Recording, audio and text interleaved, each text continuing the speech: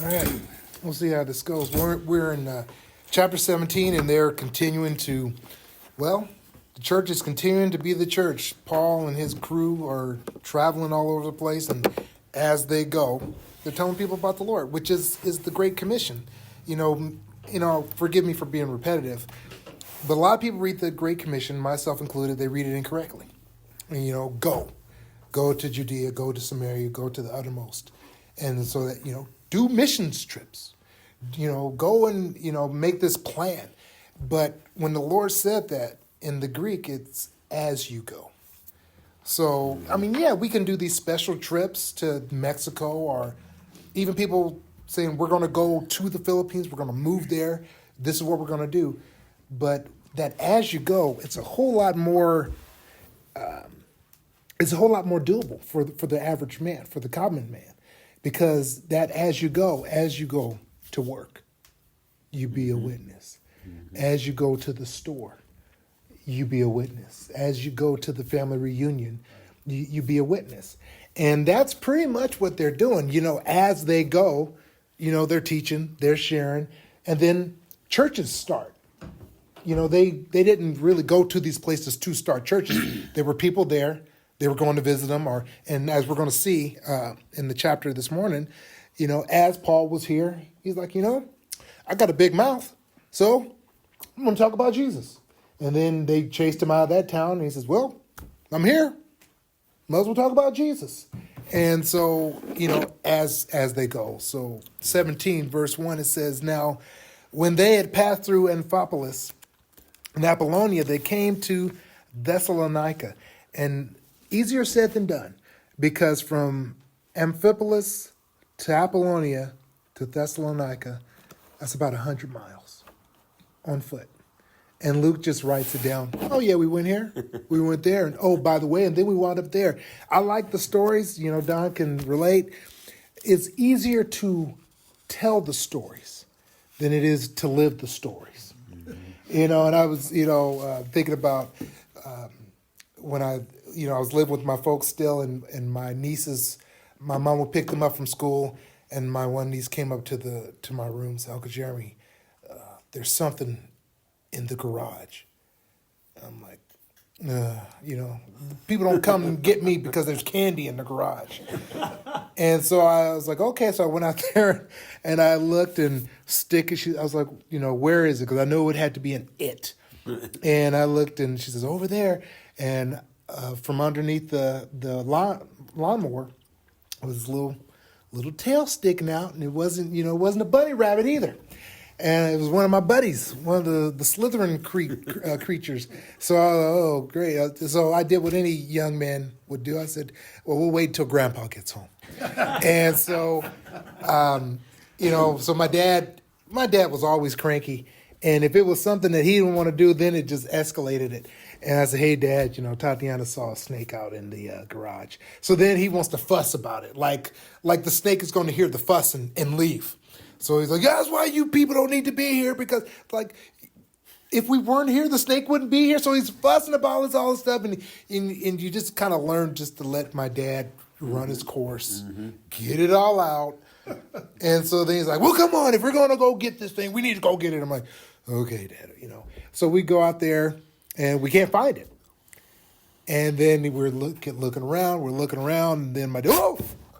And, and the snake he's in a little corner, and I said, and so my dad gets this hole, and he mashes the snake's head down. And I get my machete that I got from Honduras. I watch out, Dad, and it threw off sparks, and tail went that way, the head went that way, and once we did it, that became a great story. I enjoyed telling it. My dad enjoyed telling it. He says, man, homeboy almost took my ear off. Because I get jacked up when I'm frightened. so I was amped, but while we were out there hunting for that snake, it was not fun. It was not a good time. He's cranky. I'm jacked up. Everybody is quiet. But ever since that snake was dead, ever since it makes a great story. And you look at this and you're like, boy, talking with Jay, the Jesus movement, the stories, what we used to do, it's fun once you do it. But when you're doing those long miles and you're putting up with the people that want to fight you and argue. And I mean, some of my best stories are people that gave me a hard time, people that were pains in the tuchus. It's a great story now because I don't have to deal with them. But when you're doing it, you're like, how much? Was it a rattlesnake? No. It was, Little gardener snake? yeah, it was, a snake is a snake. See, that's what I got to say. Moving up here, I have never heard that question ever until I moved up here. Was it a rattlesnake? Yeah. Because down in the city, you're like, oh, you found a snake, you killed it, right? That was the response. Up here, oh, I found a snake. And every time, that's the follow-up question. Was it a rattlesnake? I don't know if that's a good thing or not. But if you bring home a king snake, they get rid of the rattlesnake for you. And that's right. the follow-up to the follow-up question. And then everybody tells me, these are the good snakes. You need these snakes. And politely, I just go, You like rats in your house. better rats than snakes. But because you could decon the mice. Yeah, the snakes don't eat decon. They just look at you and say, I'll be waiting for you in your bed. I'm sorry, I could have picked any story in the world. And I chose my kryptonite because now I'm going to be looking under everything when I get home. This thing's gotten away from me. Anyway, so They're waiting. well, they'll say, I saw what you did to my friend. And so, okay. So it's easier said than done. I'm going to grab that machete and take it somewhere else. Oh, dude. They're hidden throughout the house, just not for people, for creatures, as they used to say. But anywho, so they do their 90 miles, and just telling the story, it's felt like 90 miles. I apologize. It says, where there was a synagogue of the Jews. And, as Jay would say, bless God, because people have always been rockheads. Christians have always been hard-headed because, I look at myself, I look especially at other Christians, and I say, how can they not get it? How do they not see that what they're doing is wrong or what they're doing is not right? Or how can they not see that, the way they see things is wrong? How can they not see it? I got my blind spots. But you look at Paul, the Apostle Paul, and he still doesn't get it. The Lord told him way back when, he says, Gentiles, kings, and potentates, and then the Jews. And he says, got it. Jews first. And he just didn't get it, even though, he was the Billy Graham of his day. And he still had that blind spot that he couldn't quite drop it until later on in his life. It gives me encouragement. It says, then Paul, as was his custom, he went into them, and for 3 Sabbaths, 3 weeks, he reasoned with them from the scriptures, explaining and demonstrating that the Christ had to suffer and rise again from the dead, saying, this Jesus whom I preach to you is the Christ. And some of them were persuaded, and a great multitude of devout Greeks, and not a few of the leading women joined Paul and Silas. So, there was fruit. And sometimes, I was a pastor for 14 years. I'm back into it. And what I heard a lot is, because I've seen a lot of disreputable things done by pastors. Things that are just lacking integrity. You love God. You say you love your brother, but what you're doing doesn't really match it. Mm-hmm. And it's kind of, stuff, you say you trust God, but you're defrauding your brother. I've seen a lot of pastors do stuff like that. And a lot of times it's like, I won't say anything because how can you tell somebody something that knows everything? So I just save my breath. But sometimes, I feel like being ignored, so I'll say something. You're doing this thing that's not really right. And the comeback will be, Well, people are coming. Well, there's fruit. And you know what? Praise the Lord. A lot of times, sometimes the Lord will bless churches, ministries, people and pastors, not because of what they are doing, but in spite of what they're doing. And, you always have to come back to, am I being obedient? Am I doing what God told me to do? Not, well, I know God said don't do this, but look at the fruit. No, because God's not going to say, hey, look at the fruit. God's going to say, you were disobedient. Well, God, you did this. I did that because I love people, and I just wanted to save them, despite you. And Paul, he could say, well, there's fruit. It's like, yeah, Paul, but you're still not doing what the Lord told you to do. God is gracious. He'll use it. He wants to save people, but that doesn't necessarily mean that you're doing what's right. But the Jews, and by the way, just if you're a note taker, a highlighter, what he did, even though he's got it out of order, it says he preached Christ to them. Remember that, because it comes in handy if we get to the tail end of this chapter today. We may not. But the Jews who were not persuaded, becoming envious, took some of the evil men from the marketplace and gathered a mob and set all the city in an uproar and attacked the house of Jason and sought to bring them out to the people. Things don't change. You got two groups. One group gets saved and they're happy, and you're not. You got another group who chose not to get saved, and they're mad because Paul has a following, and they're just envious. The Bible says they were envious. They were jealous, and it says they took some of the evil men from the marketplace. They gathered a mob, and set the city in an uproar. If only we lived at a time in history where we could picture what that looks like.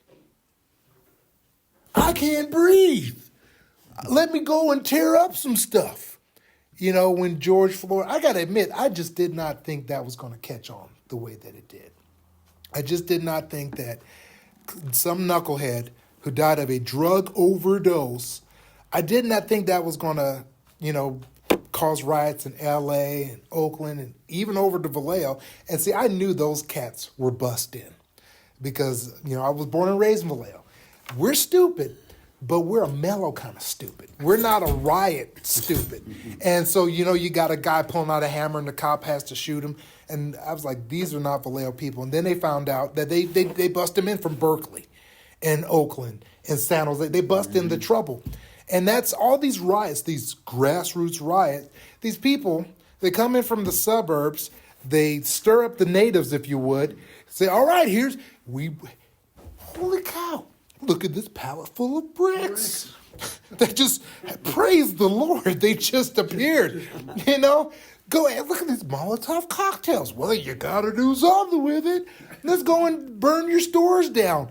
And I go off on this little side note to say, people have always been stupid. You've always had the rabble-rousers, and you've always had the dummies that didn't have anything better to do than go and break stuff. It's not new. It's very old. And in our story, they're doing it to shut down what the Lord is doing. And I mean, we've seen that, because Pastor Britt, he goes back and forth, and he's down to San Jose. They get picketed all the time. They get harassed all the time by the city, by people that the city goes and stirs up, people that don't have anything better to do. And let's go mess with this church. And I mean, I think we forget. What do we do that is just so bad? Hey, dude, you want to not go to hell forever? Yeah, I think that sounds good. So the guy gets saved, and then he stops beating his wife. He quits being a drunk and running over people and stuff. He gets a job. Wow, that's horrible. How dare we? I mean, you look at it from afar off, and you're thinking, what's the big deal? I mean, what are we doing that's so wrong? And I think it comes back to this envious, because the people that hate us, they say, oh, we don't want them following you or following you as you follow Christ. We want them to follow us. Right. so we can abuse them, so that we can take advantage of them. It all comes back to, people are going to follow somebody. We don't want it to be Jesus, because if it's Jesus, it won't be us. That's where where it comes from. So anywho, it says, but when they did not find them, they dragged poor old Jason out and some brethren to the rulers of the city, crying out, these are they who have turned the world upside down. They have come down here too. And I've heard it, and so I'm just going to go ahead and repeat it. What a good reputation to have. It's like, these are the guys, everywhere these guys go, they turn it upside down. The world has it wrong, because the world is upside down. We come into a situation and we say, let me help you with that. And we turn it right side up. Boys date girls. Girls date boys. It's not that hard. But we're rabble rousers. We're hate mongers. We're just like, no, we're just scientists. The world is round. I'm sorry, it's not flat. That was a Christian thought before it was ever scientific thought. And the world is upside down, but the way they see it, we're ruining everything. We're working in the trades or the dock, for whatever you want to call it. What they call normal, the world, people that don't know the Lord, is not normal. There's one young kid, and I pray, Manny knows I pray for this turkey all the time, because the kid was just, I met some knuckleheads in my day, but this kid was their king. And so this kid, I couldn't even park next to his car, because I would get a contact high parking next to his car with his windows rolled up and my windows rolled up. This dude smoked so much weed in his car. I'm getting stupider just by passing his car. And I was amazed. This guy took me to weed school. I didn't smoke anything, but I would ask him questions about it, because this guy was the hardest working guy I'd seen. And I had to ask him, I said, dude, your work ethic is impressive. You work so hard, I feel lazy, but you smoke weed. How does that work? How do you, I thought it was supposed to make you lazy. And he took me to school. Oh, big dog, there's all kinds of weed. There's weed that take you up, weed that take you down if you want to go to sleep. And I'm like, holy smokes. So he would take the, through the roof weed, and he'd smoke out and then go to work. And I'm like, what? But to this knucklehead, that was normal. That made sense. He came in one day hobbling around. What happened to you? Short fuse, because that's what I called him, because didn't take much. And he said, man, this dude came up to the house. As soon as he knocked on the door, I just charged him, and we went down the stairs. I'm like, what? He said, well, I knew he was mad because I was smoking weed. I'm like, have you developed a pattern? Have you sensed a pattern with all your problems? Maybe it's coming back to this little grassy root or leaf that you like to smoke. But the neighbor was mad because my friend liked to smoke up. And thank you, Governor Newsom, because now everybody wants to open their windows and share it with the world. Mm-hmm. And they want to put the little ventilators to blow it out and share it to the world before they could find a basement and not fumigate the rest of the world. But this guy, he already knew this guy was coming over mad because he was smoking his weed. It was going out of his house and right into his baby's room. There used to be a day and age where it's like, yeah, you smoke up or whatever, but you don't want to fumigate a poor little baby. But we're so backwards. We're so upside down. We don't care about anybody but ourselves. Mm-hmm. So when this guy comes over, knock, knock, knock, my friend charges him straight out the gate. And they go tumbling down the stairs and, Popeye and Bluto fighting. And he's telling me this story. And I'm just looking at him. And I said, well, what did he say? He didn't say nothing. So he opened the door. You opened the door, and it was like, ding dong, let's go. Yeah, because I knew why I was there, and I'm waiting for I'm waiting for it to make sense. And you know what? Because I'm not crazy, it never made sense. And one more about this guy, because I want to make the point. He comes in hobbling one day. I said, what happened to you? Oh, me and my old lady got in a fight. What? And basically what some people would call that is domestic abuse. Mm-hmm. But in this, I said, dude, you can't, because basically he's telling me, I was punching my old lady. And I said, you can't do that. I said, dude, you know better. Because everybody's got a grandma that yanked them to church. Everybody's got an uncle who told them about Jesus. And so I told him, I said, dude, you know better. And that's all I said. Because, I know I have like a 30-minute, timer to say my quick little thing before a butterfly comes in the room and nobody wants to listen anymore. And I said, you know better.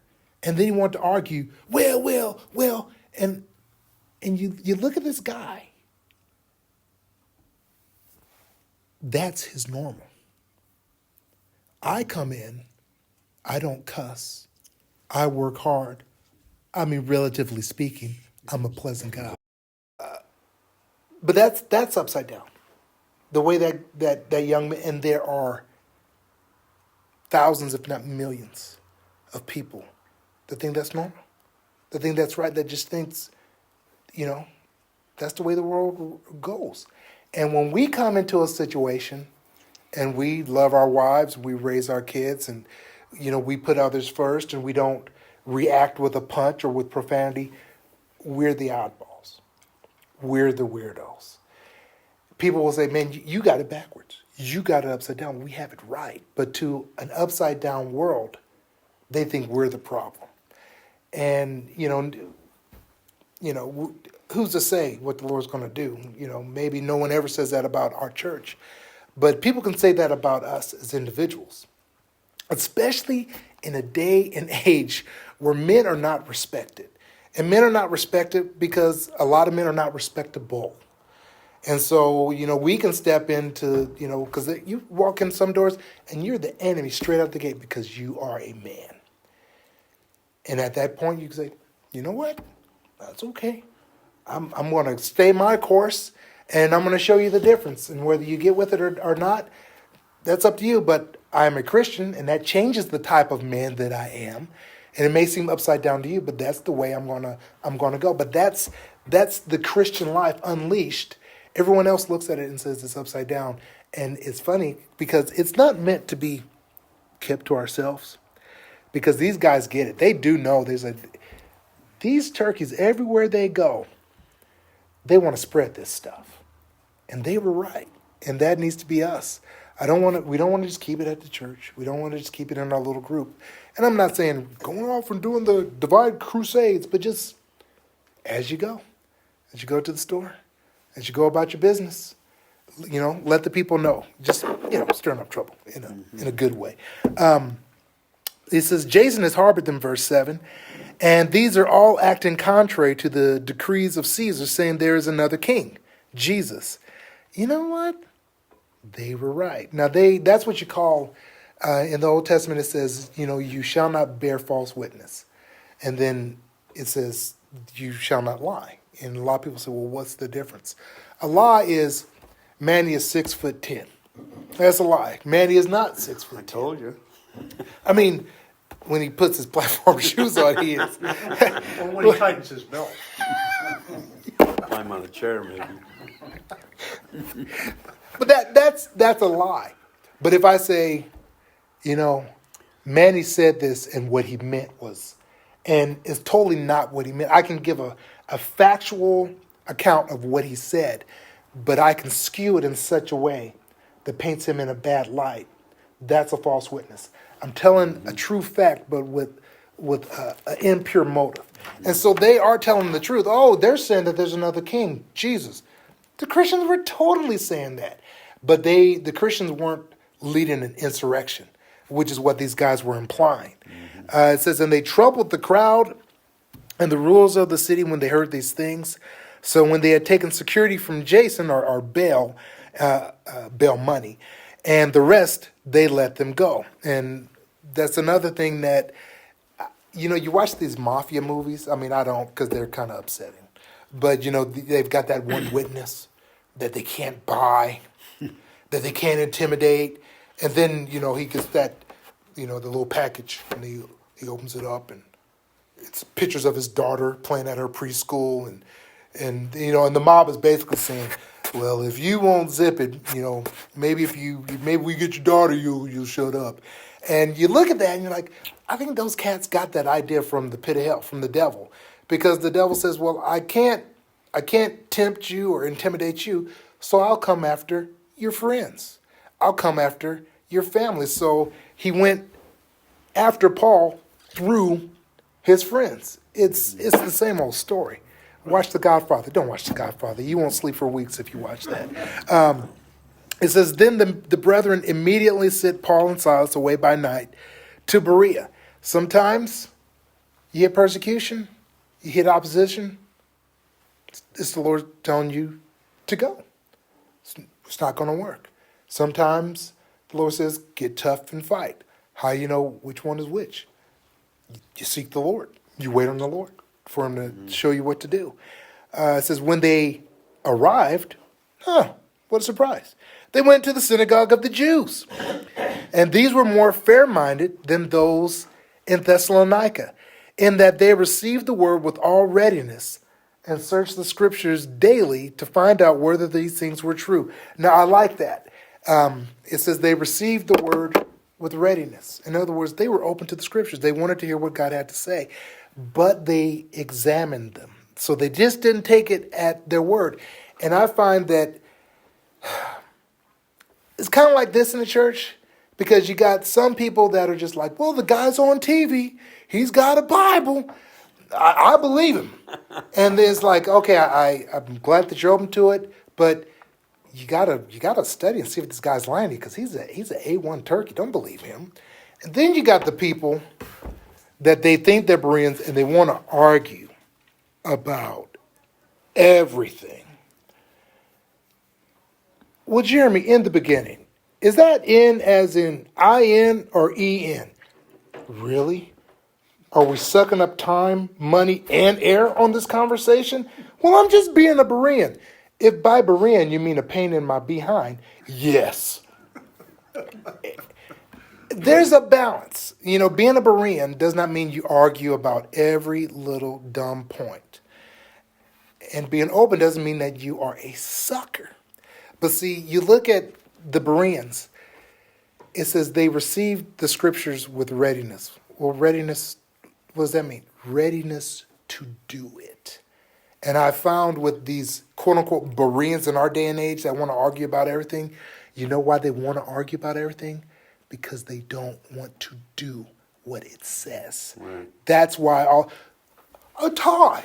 Does a tithe really mean 10%? Because, bro, save it. Just say, I don't want to give my money to God. We don't have to go through this little pseudo-spiritual conversation about what tithe means. Trying to justify this. Yeah, just say, it's mine and I'm going to keep it. And no one's going to shake you down. Well, I just want to dig into it and find out if that's really... Bro, you know that it's what it's always meant. It's what it is always meant. Stop arguing. You just don't want to do what it says. But because they were ready to do it, they received it and they studied it. A perfect balance. Everybody wants to be a Berean. A real Berean, not the false ones that we got going around today. It says, therefore, many of them believed. And also not a few of the Greeks, prominent women as well as men. But when the Jews from Thessalonica learned that the word of God was preached by Paul at Berea, they came there also, and they stirred up trouble. The crowds. And then immediately the brethren sent Paul away to go out to the sea. But both Silas and Timothy remained there. So those who conducted Paul brought him to Athens, and receiving a command for Silas and Timothy to come to him with all speed, they departed.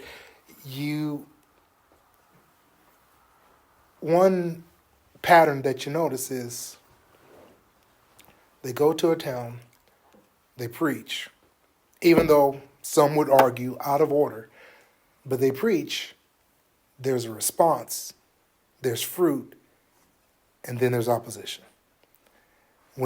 Because you look at this and, not that I'm a devil chaser, but obviously this is satanic, because people in and of themselves, people are pretty lazy. But when you see people get up to actually do something, good or bad, you know there's like an outside force pushing them. So it's like, really, you're going to get up and follow these people from all these different towns just because people are becoming Christians and you chose not to become a Christian, and you see that people are hearing the word of God, and now you want to fight about it. That's, and it's really scary because people are either going to be used by the Lord or they're going to be used by the devil. I mean, it's just a fact. And these folks, they are pawns of the devil. The Lord is doing something. His word is being received. People are being changed. And the devil, he says, I've had these people for generations, and I don't want to let them go. So his answer is, I'm going to stir up these turkeys. They're too blind to it. They don't see it. They're going to go and just cause trouble and run amok and just kind of try to throw a wrench into the works. But it doesn't work. But that's it's, I mean, you really kind of know you're onto something when you start getting pushback, when you start getting opposition. When I was in Santa Rosa and Napa for those 14 years, I mean, we had our setbacks because we were small and we didn't have a place, which meant a lot of people didn't want to join the church because the facility was atrocious. And people come in, and we had the nerve to call ourselves Calvary Chapel, and we only had 20 people. Did you mean 20,000? No, we meant 20. And the people would come, where's everybody else? And me being a smart mouth, even back then, I'd say, in the bathroom. And so, but those were our problems, Are we going to be able to meet at the Horsemen's Association? Or are we ever going to grow? Which, spoiler alert, we never did. But we didn't, it was just a lot of problems that we didn't have. We kind of got left alone by the devil because, we had a sick pastor and we had we really weren't making that much of a splash. And then as things kind of changed and different opportunities happened, you kind of see the attacks change because now you're kind of making an impact. And it's like, well, I never went through this before. And it's like, well, you never had more than 20 people before. So bigger impact, bigger pushback. And that's what's going on with Paul. And everybody wants to be a superstar, but nobody wants to have superstar problems. Nobody wants to have superstar attacks. But it's what goes with it. But once again, I like it because the work didn't stop. They're like, well, Paul, they're after you. So you go off and we'll continue the work. And I like that because Paul didn't say, you know what? Okay, I'm going to talk some mess here because Jay doesn't like him. I don't like him, so I feel free to throw rocks at him. I hate that whole satellite church thing. Mm-hmm. Like, oh, we've got 1 billion people at our church and 50 billion pastors. And now we're going to send you videos of our service. It's like, bro, you got 15 million pastors on staff. Send one of those turkeys out to pastor that group in person. I just, and you kind of get that the Lord can't do it without me kind of complex. So nobody wants to let anything go ever. But I don't see that here with Paul. If anybody could have said, I'm indispensable, I still need to be in the mix, it would have been Paul. And Paul says, hey, Silas, Timothy, you guys got it. It's bigger than me. When I like to say retired from teaching. I can say that because 2 years is enough to get tenured. So I was tenured, but I'd had enough of silliness. And so I was like, I'm out. You guys, you're not going to allow me to be Mr. Grant. So I'm out. And everybody, oh, you can't leave because no one teaches it like you do. And what's going to happen to law and order at the school and blah, blah, blah, blah. And my thing was, hey, the Lord worked at the school before I got here. He'll work at the school after I leave here. And the guy who took over from me was a clown. But then I ended up doing a Bible study for my kids at my house. I didn't have to tell them, sit down, shut up. They came in sitting down and shutting up because they wanted to be there. And, still have a good relationship with them. Some of them are in ministry. Most of these turkeys became cops and Marines and sailors. They must have been all those push-ups I made them do. So I take great pride in that. But the whole point is, a lot of people figure, I can't leave. I can't back away because what's going to happen? Well, last time I checked, God isn't backing away. God isn't leaving. the work's going to go on. It's going to look a little bit different, but the work is still going to go on because the Lord is going to push it along. So, speaking of pushing it along, I think we can finish it. It says, so now while Paul waited for them at Athens, now this is cool because Paul, he didn't waste time. And so he's waiting for Silas and Timothy to come, and he's at Athens, and he's like, you know what? I've heard good things about this place. I think I want to look around. I think I'm going to go on a little sightseeing tour. So he did it.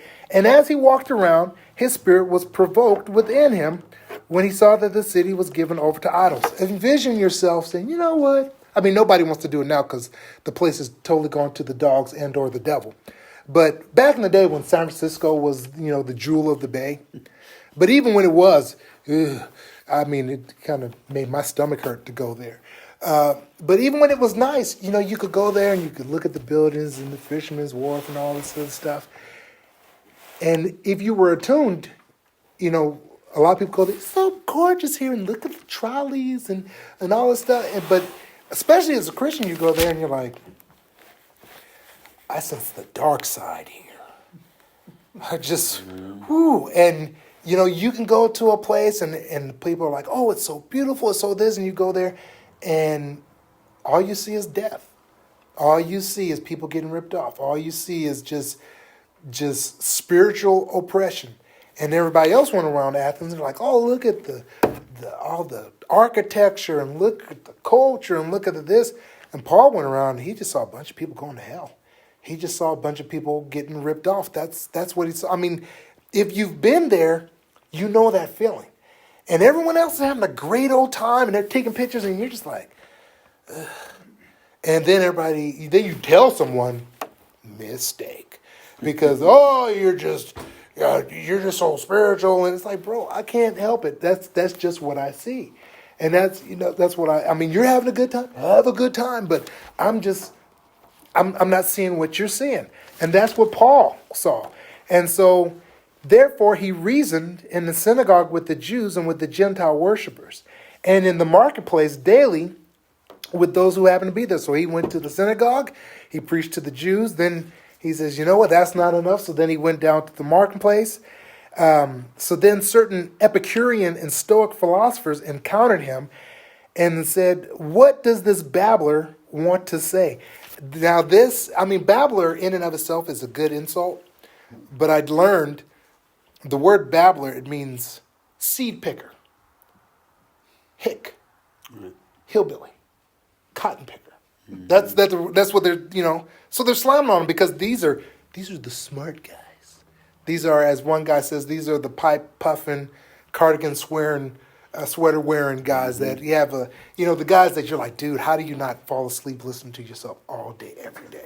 The guys that talk like this, and first of all, blah, blah, blah, blah. And it's like, wow, do you order food like that? I'll have a Big Mac. It's like, oh my gosh, stop.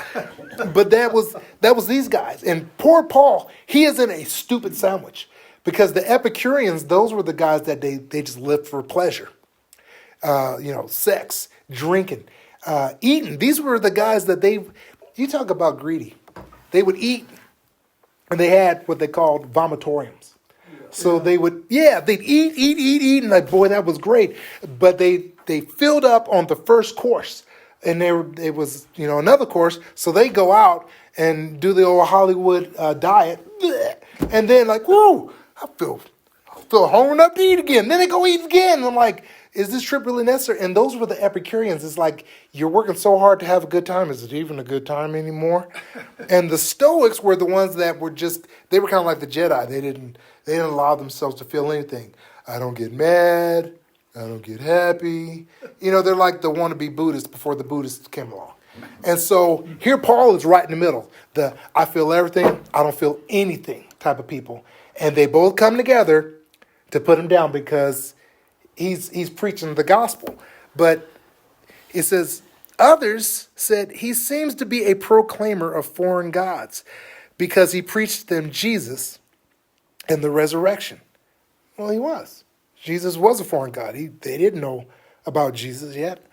And they took him and they brought him to the Areopagus, saying, may we know what this new doctrine is of which you speak? For you are bringing some strange things to our ears. And therefore we want to know what these things mean. For all the Athenians and the foreigners, who were there spent their time in nothing else but either to tell or hear something new. All these guys, in every culture has these guys that all they do is sit around talking about nothing all day. It could be the barber shop. I was joking with Jay. I said, Jay, I think we need to do something new up here. I think we as pastors need to start a ministry where we just get our rocking chairs and take it down to the 76 station. And don't do anything. Just sit there. Just sit there and just, like the Andy Griffith Show, how they sit in front of Wally's filling station and they just sit there and they just drink a pop. And I think it would just be, we'd end up on a postcard before we know it, just sitting out there. Jay drinking the pop and me drinking the pop, just sitting out there. Jim come along, whittling the stick. What you boys doing? Nothing. And just, why did I say that? I don't know. Oh, but everybody has that culture where the men just sit around and talk about nothing all day. You go over to Turkey, they go down to the cafe and they drink tea, apple tea, and they talk about this, that, and the other. And I don't understand Turkish, but I understand nothing. And I understand that's what they were talking about. And so that's as old as the hills. And so Paul says, well, you guys are sitting around talking about a mouthful of nothing. Let me tell you a mouthful of something, since you just want to sit and listen. So Paul stood in the midst of the Areopagus and he said, men of Athens, now listen to his sermon. Because people still study the sermon. Mm-hmm. But compared to what he said before, what I asked you to highlight or to box, he says, men of Athens, I perceive that in all things you are very religious. So, they'll preach this in a hermeneutics class, a preaching class. You got to get the people with a hook. Yep. An opening line, a joke, an anecdote, a story. Very carnal. But, it's a good outline. And he says, for as I was passing through and considering the objects of your worship, I even found an altar with this inscription, to the unknown God. So now you're getting them invested because now you're talking about their culture, which is all fine and good. Like I said, it's a good method to get people in. And like I said, people teach this. People learn this. People go to seminars to learn. Before people want to buy your product, you've got to bring them into your world. And so that's kind of what he's doing. He says, therefore, the one whom you worship without knowing, him I proclaim to you, God, who made the world and everything in it, since he is Lord of heaven and earth. He does not dwell in the temples made with hands, nor is he worshipped with men's hands, as though he needed anything, since he gives to all life, breath, and all things. And he has made from this one blood every nation of men to dwell on the face of the earth, and has determined their pre-appointed times and boundaries of their dwellings, so that they should seek the Lord in the hope that they might grope for him and find him, though he is not far from each one of us. So it's a very nice sermon. He's invited them in. He says, you guys are good people. You guys. And, there's a God out there, and he's throwing out the universality of all men. It's a very non-threatening message because, well, I don't want to give it away. Let's keep going. He says, for in him we live and move and we have our being, as also some of your own poets have said, for we are also his offspring. Have you ever heard that? Oh, we're all sons of God. Mm-hmm. And so Paul is kind of playing on that. And he says, and your poets, they even kind of get it. So he's really he's kind of doing this whole, well, you're Christians already, but you don't know it kind of thing. I'm not going that far, but it's kind of like that. And he says, therefore, since we are the offspring of God, we ought not to think that the divine nature is like gold or silver or some stone, something shaped by art or man's devisings. Truly, these times of ignorance God overlooked, but now he commends all men everywhere to repent, because he has appointed a day on which he will judge the world in righteousness by the man whom he ordained. He has given assurance of this to all by raising him from the dead. And when they heard of the resurrection from the dead, some mocked, while others said, well, we'll hear from you again on this matter. So Paul departed from them. However, some men joined him and believed, among them Dionysius the Areopagite, a woman named Damaris, and others with him. People study this sermon, like, seminarily, if I can make up that word speaking. It's a brilliant sermon. Bill Hybels, Rick Warren, who was the other guy? They were the other seeker-sensitive guy. I think it was Bill Hybels. But their whole thing in the late 90s, Willow Creek and Saddleback, save them without letting them know they're lost. Introduce them to Christ, but don't let them know that they need their sins forgiven. Just kind of ease them into it. And it's kind of like this. And so in that regards, it's a brilliant sermon, but it was a failure. Paul got one out of it. And a lot of people, and I am inclined to agree, because before, what did he say? He's preaching Jesus Christ and him crucified. That's what he was doing at the beginning. Here, he's talking about this. He's talking about your poets. He's talking about the brotherhood of man and how we all got a little bit of God in us and how, you're sinners, but it's really not your fault. And no one really took to it. But later on, Paul says, I have determined to know nothing else but Jesus Christ and him crucified. I think it was the flop and the failure of this message. He says, I was trying to be so clever. I was trying to be so relevant. I was trying to be so inclusive and so non-bigoted, or whatever you want to call it. And I was, here I am in Athens. So I was trying to become like the Athenians, and it was a total flop because I was trying to be something I wasn't. He says, I'm a preacher. I should have been preaching. And I was trying to be a philosopher, and it was a flop. And he says, you know what? From now on, if it means I get beat up, if it means I get rocks thrown at me, if it means I get thrown in jail, if it means, and they from the very, and I think they got in his head when they called him those mean and hurtful names, when they called him a babbler, a cotton picker. He says, I'm going to show you I'm not a cotton picker. I'm really smart. I'm going to be just as full of hot gas as you guys are. And I think a lot of times people put us on our heels because we're on the defensive. We want to show them we're not bigots. We're not, haters of the homosexual. So we're on our heels and we're playing defense. And we're trying to get them saved, but to not offend them. But what does it say? It says the message of the gospel, it's offensive. It's death to those who are dying. It's just the nature of the beast. And instead of trying to be so slick or so relevant or whatever you want to call it, you know what, man? I'm just here to tell you about Jesus. If you don't know Jesus, know Jesus. If you do know Jesus more. I'll end on this. I just jumped back into church world, like talking and preaching and stuff. And I knew where we weren't going to be there for too long, so I just figured, okay, because people don't like you, you move on. So I just kind of figured I'll do it as long as I can, and then when I can't do it anymore, I'll just pull a Bill Bixby, get my bag, and move on down the road. So, we did a Bible study, and a couple buddies from my job came out, and one wasn't a Christian, and one was a Christian, and he was very negative about everything.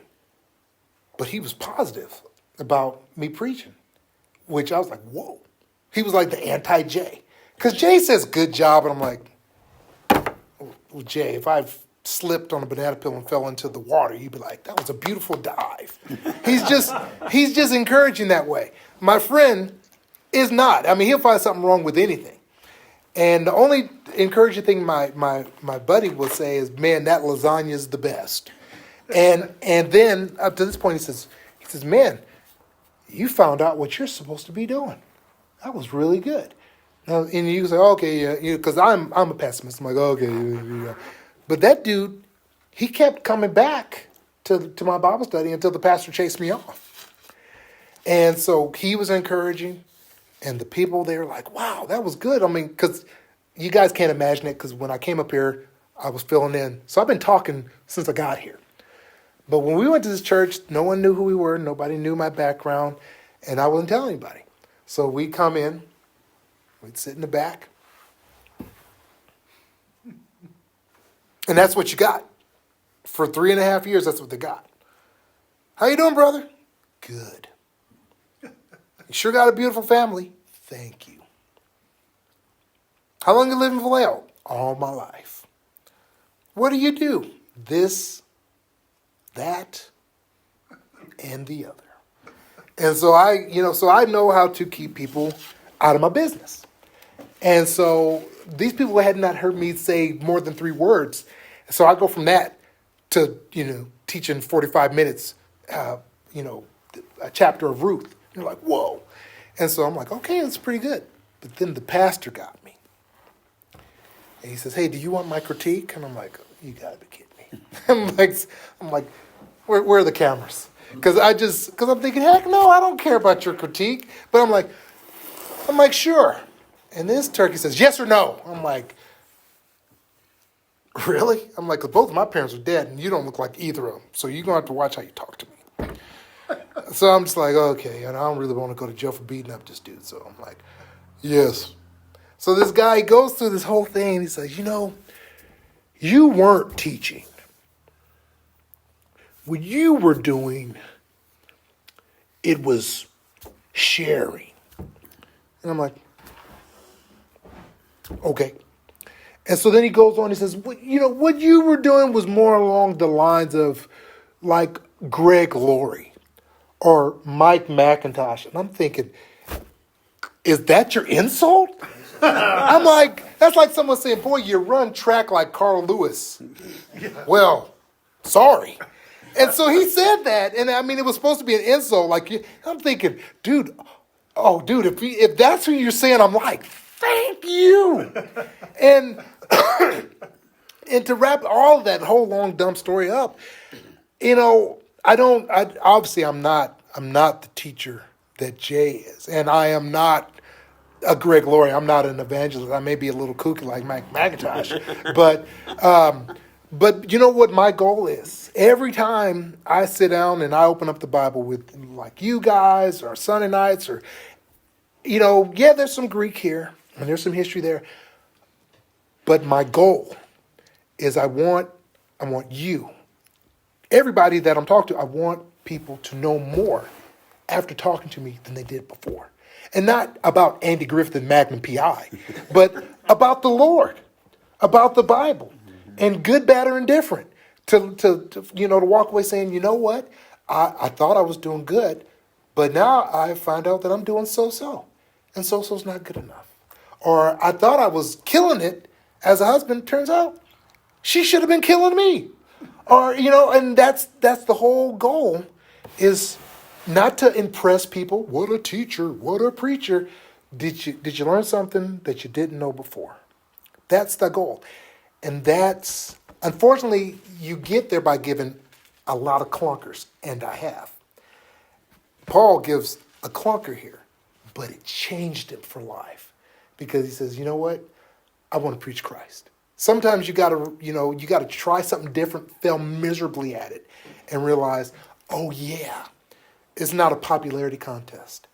I'm here to tell people about Jesus Christ. And so he came to that point. And it was like, oh man, he thought he was bad before. He was really onto something now. So, yeah, Paul. I'll close because we need to pray for Jim. Yeah. So, well, Lord, we do pray that we would be more like Paul. Lord, that we would not seek to be clever or impressive to people. Lord, that we just want to tell people about you. Show people more of you, Lord, our wives, our kids, our friends, our family. Lord, that you would be lifted up and not us, Lord. Ask in Jesus' name. Amen.